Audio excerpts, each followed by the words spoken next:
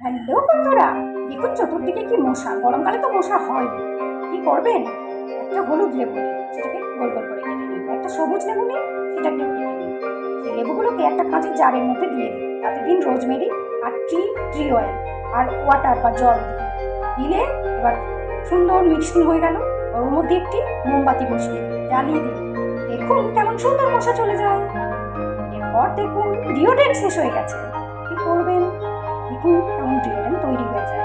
একটু তেল দিন, তেলের মধ্যে একটু বেকিং সোডা দিন। বেকিং সোডা দিয়ে তাতে একটু টি অয়েল দিন। দিলে ভালো করে মিক্সিং হয়ে গেল। এবার সেটাকে হাতে নিয়ে ঠান্ডার আগুনে খুব সুন্দর করে লাগিয়ে দিন। দেখবেন কোনো গন্ধই থাকবে না। সাঁতার কাটতে নামছেন, হাতে আংটিটা আলগা হচ্ছে, জলে পড়ে যাচ্ছে। সুন্দর করে আঠা দিয়ে আঙুলে আটকে নিন। সুন্দর করে সাঁতার